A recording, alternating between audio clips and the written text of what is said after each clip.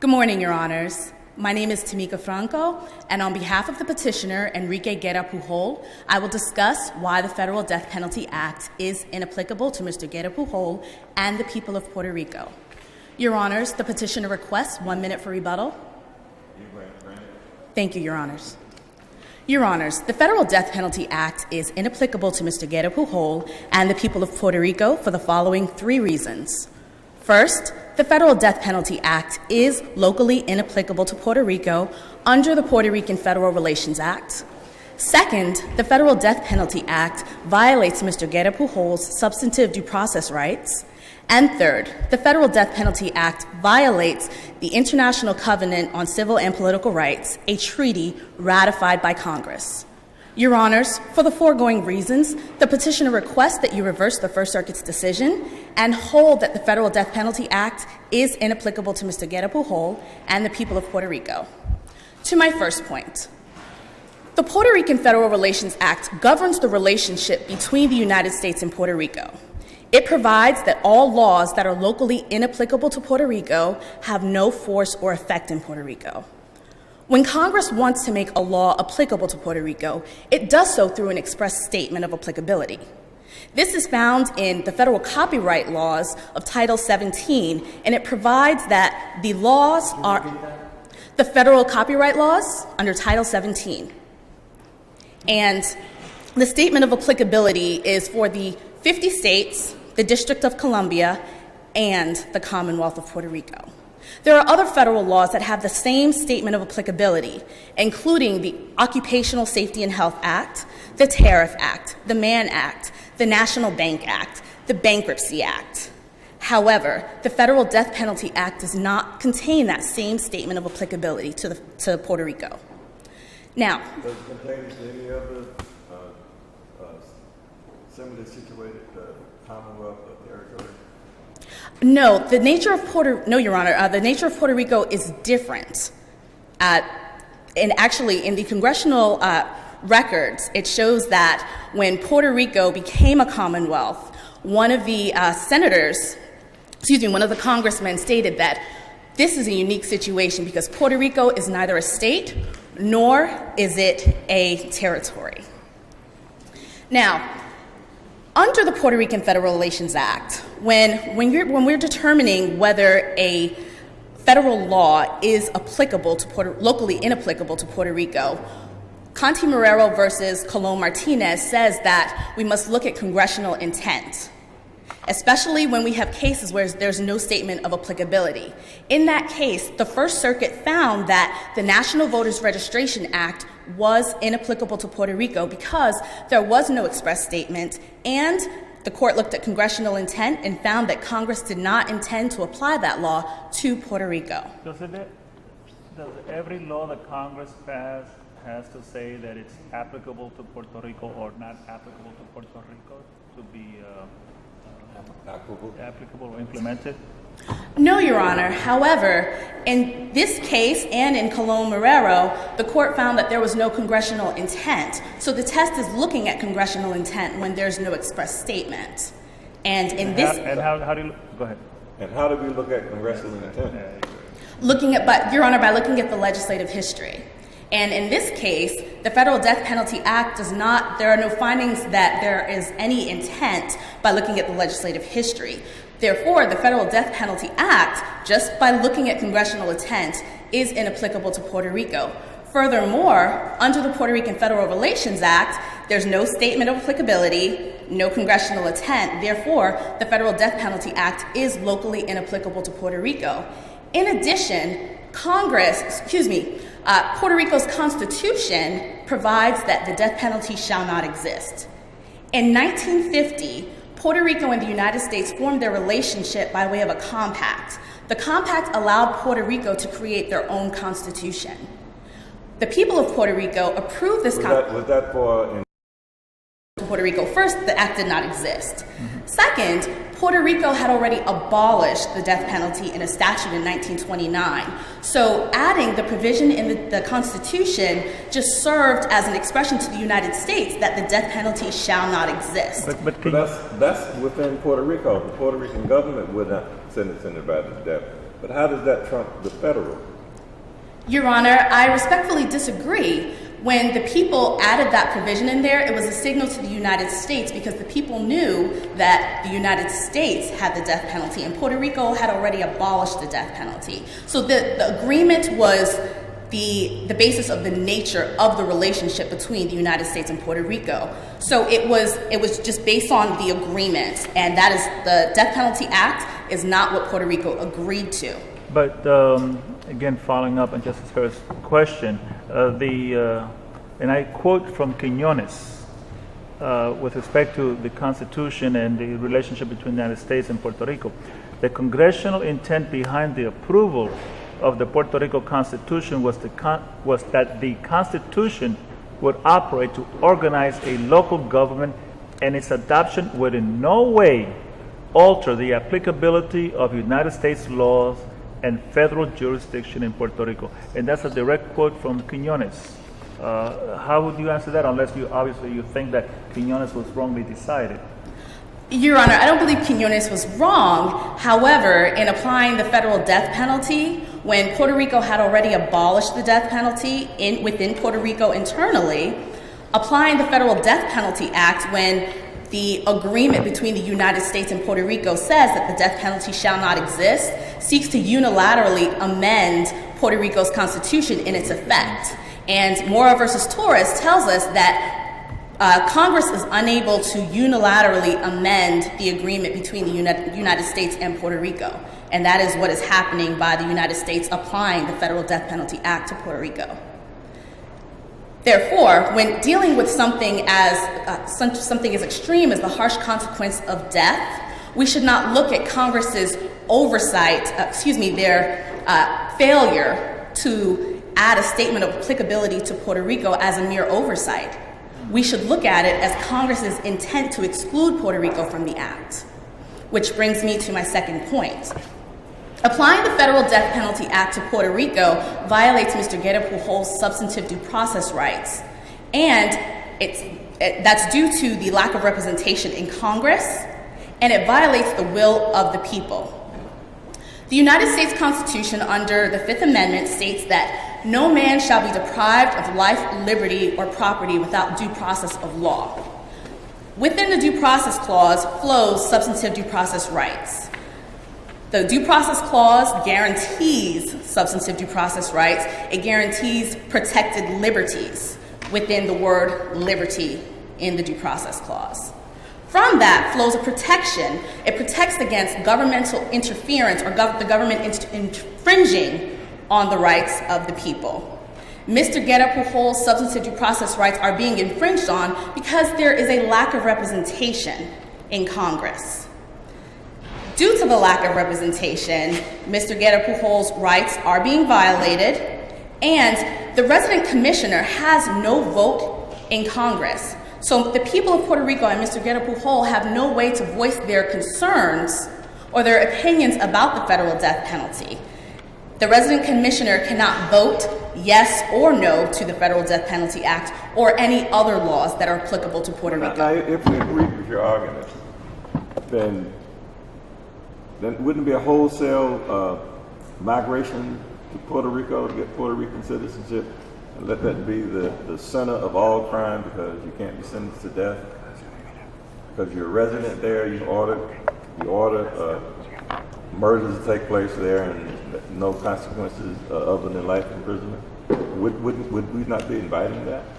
No, Your Honor, because under the substantive laws, there are additional punishments.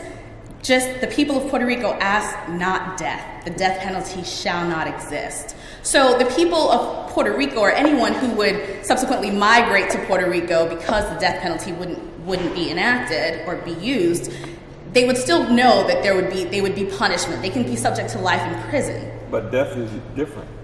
I agree, Your Honor. So, although it's different, some would argue that life in prison is equivalent to death. However, we're violating the substantive due process rights of the people of Puerto Rico by inflicting death by execution when there's no representation in Congress. They have no voice, no vote. Which brings me to my third point. The Federal Death Penalty Act violates provisions of the International Covenant on Civil and Political Rights, which is outside of our purview. No, Your Honor. Courts can make determinations on international treaties and covenants. No, Your Honor. However, Mr. Guerra Pujol can invoke standing for the International Covenant on Civil and Political Rights. And when the United States signed this treaty, it signaled to the international community that it sought to comply with the provisions within the covenant. What gives Mr. Pujol standing? Your Honor, he has standing because there has been a harm.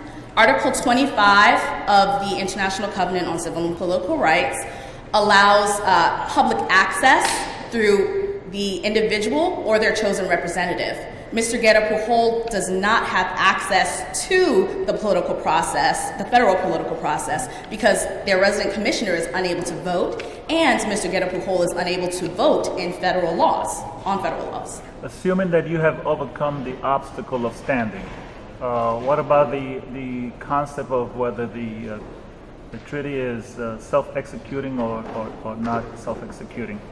Your Honor, while the treaty is non-self-executing, the United States seeks, their goal or their aspiration is to follow the treaty. Furthermore, the Vienna Convention on the Law of Treaties under Article 18 provides that a state, being the United States, cannot enact a law that goes against the object or purpose of the law. In this case, by enacting the Federal Death Penalty Act, the United States is going against the object and the purpose of those laws. And in Article 6 of the International Covenant on Civil and Political Rights, it states that you have the right to life. Well, have courts determined that it's self-executing or that it's non-self-executing? The courts have determined that it is non-self-executing. However, in the United States. Your Honor, I see that my time has ended. May I briefly conclude? You may. Thank you. Your Honors, the Federal Death Penalty Act violates Mr. Guerra Pujol's substantive due process rights. It is locally inapplicable to Puerto Rico under the Puerto Rican Federal Relations Act, and it violates provisions of the International Covenant on Civil and Political Rights, a treaty that was ratified by the United States. Therefore, we ask that today you reverse the First Circuit's decision and hold that the Federal Death Penalty Act is locally inapplicable and inapplicable to Puerto Rico and Mr. Guerra Pujol. Thank you. Thank you. Thank you.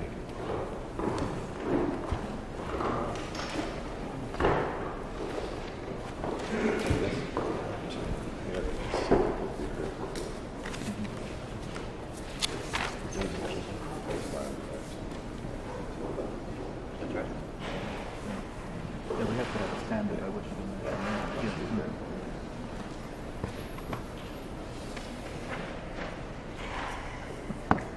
So, I just heard her do both arguments.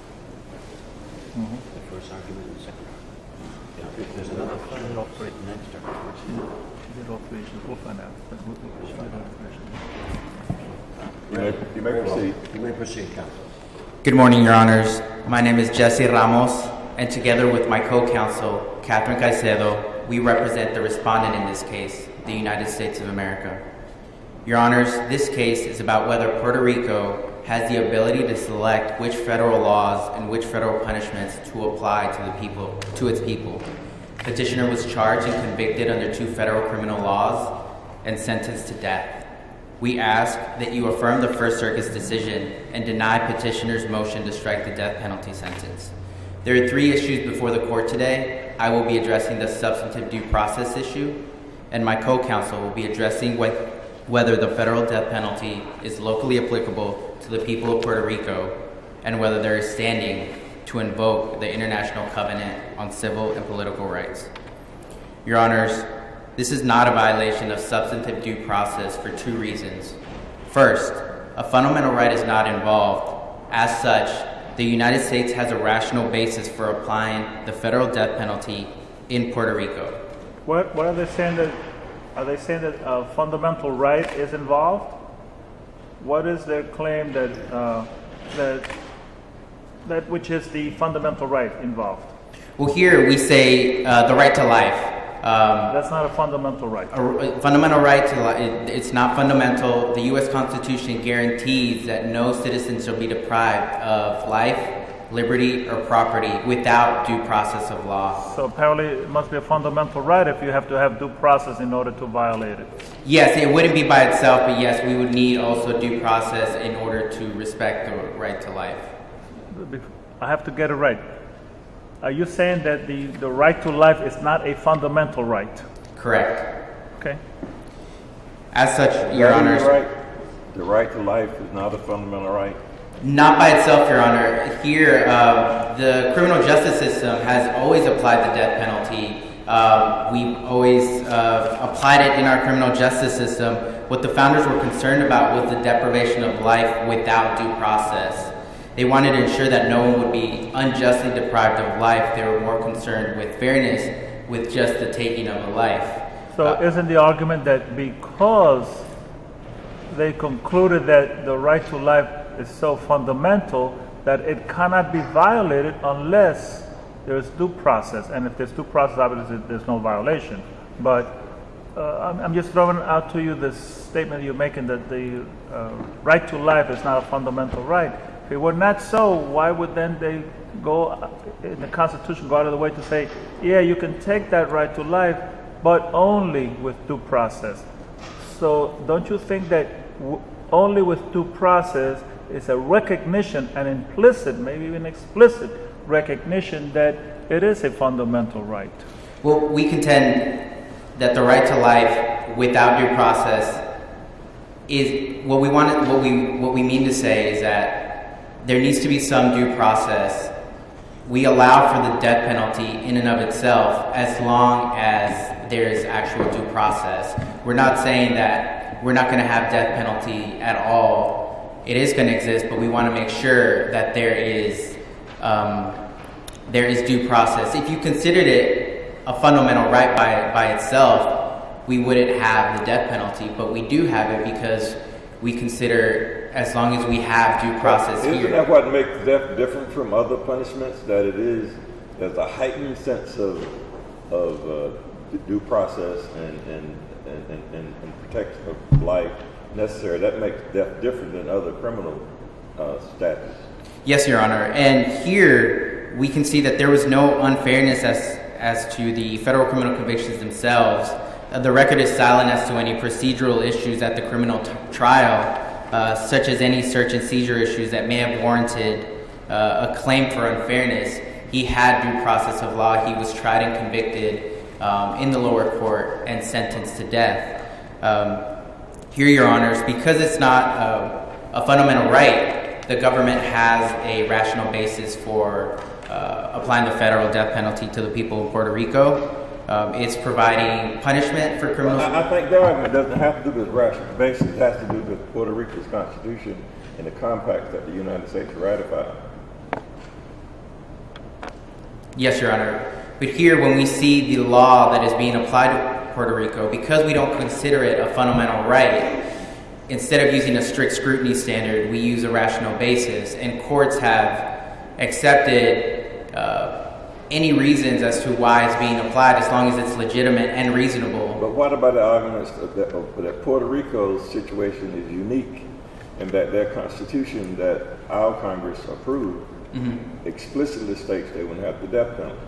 Well, Your Honor, we contend that because federal law is supreme, ultimately, Puerto Rico, what we said in the compact is that we would allow them to govern local issues, local laws, local concerns when it came to federal issues such as the death penalty and murder.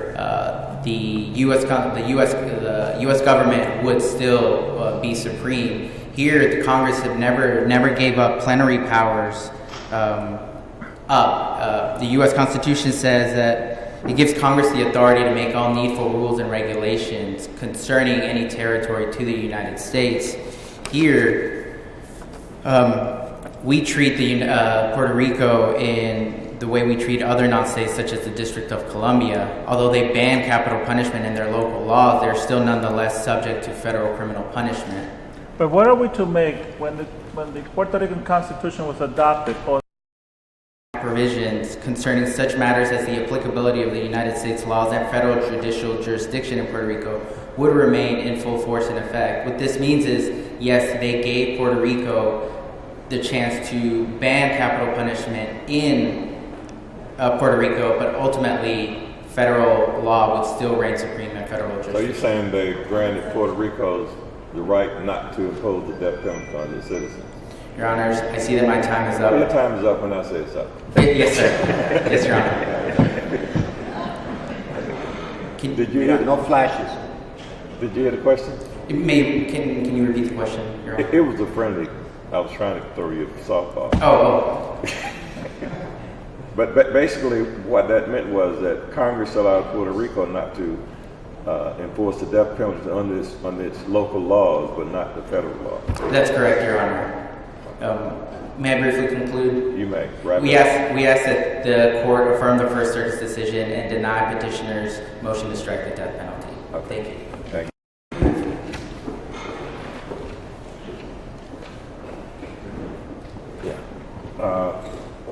You may proceed. Good morning, Your Honors. My name is Catherine Caicedo. As my co-counsel said, I will be addressing whether the federal death penalty is locally applicable to the people of Puerto Rico and whether there is standing to invoke the ICCPR. First, the federal death penalty clearly applies to residents of Puerto Rico. There are several indications that Congress clearly intended for the FTPA to apply to Puerto Rico. First, the federal laws the petitioner was charged and convicted under, 924J and 1513, clearly permit the death penalty as punishment for their violation. The statute says, whoever is guilty of murder in the first degree shall be punished by death or by imprisonment for life. Second, the FTPA makes its sentencing provisions applicable upon conviction of any federal capital offense. The U.S. District Court for the District of Puerto Rico has original jurisdiction over all violations of federal criminal law.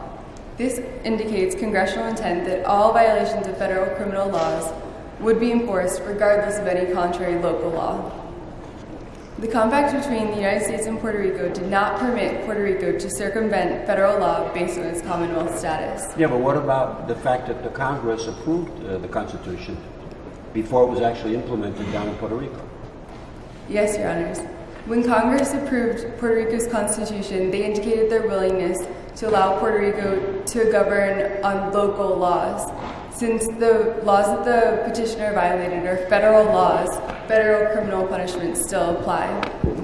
In the United States, the capital punishment is a permissible punishment for a violation of these laws.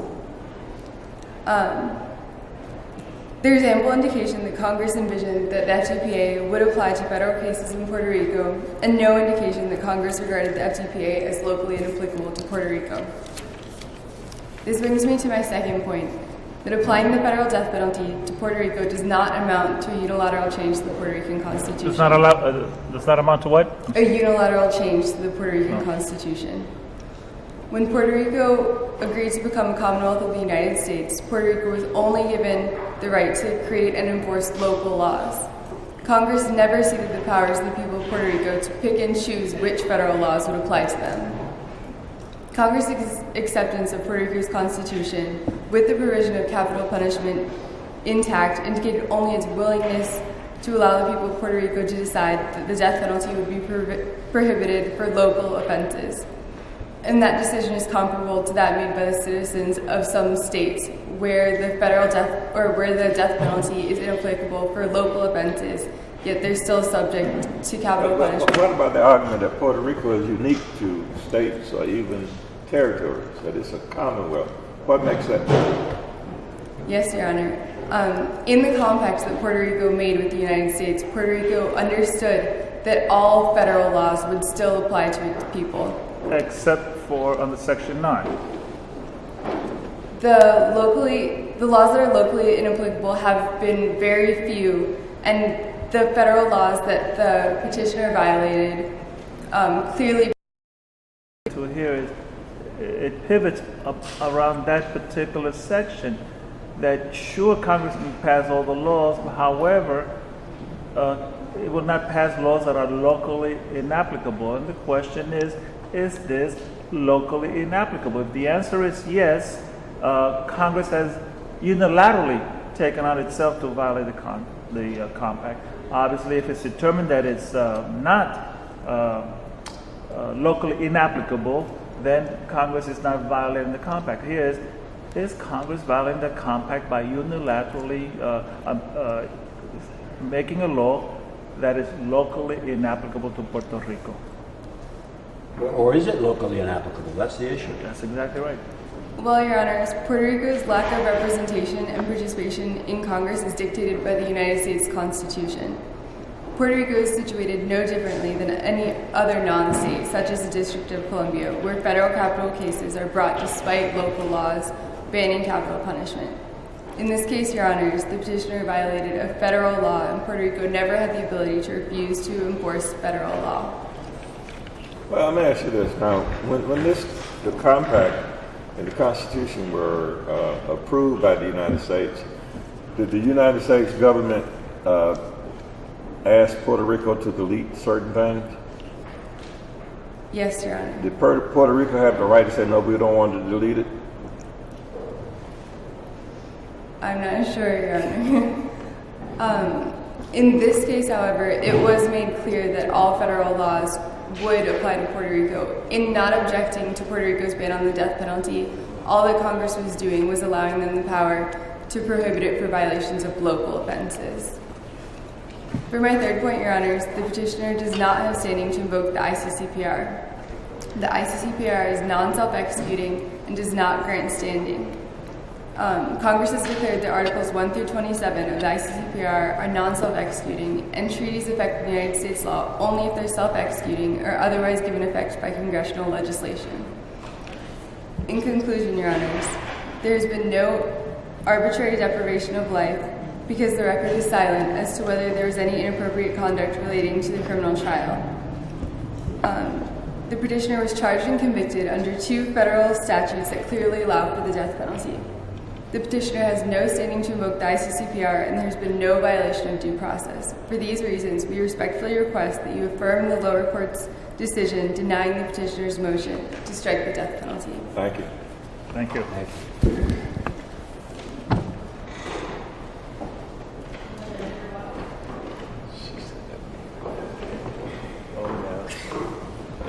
May it please the court. You again? Do you argue both sides? This is rebuttal. Oh, okay. Your Honors, today the respondent is confusing the issues. The issue here today is that Mr. Guerra-Pujol's substantive due process rights are violated due to lack of representation in Congress. And in situations where there is death, as this court mentioned, death is different. In Reed versus Covert, this court stated that, Justice Harlan's concurring opinion stated that there are unique substantive due process concerns in capital cases. Which case is this? I'm sorry. Reed versus Covert. What year was that? 1952. Because there were 2 Harlems, you know. Yes. Yeah. Okay. Justice Harlan stated that there are unique substantive due process concerns in capital cases because death is different. And today, the petitioner seeks to remind the court that death is different. The respondent also likens Puerto Rico to a state, which Puerto Rico is not. So, Your Honor, I see that my time is up. For the You foregoing, can finish your sentence. thank you. Not another one. Puerto Rico is not a state. Therefore, Puerto Rico cannot be treated as a state and be subjected to federal laws. Your Honor, for the foregoing reasons, I'd like to just remind you that the petitioner would request that the First Circuit's decision be reversed and that the Federal Death Penalty Act be held that it's not applicable to Puerto Rico and Mr. Guerra-Pujol. Thank you. Thank you. Yeah, thank you.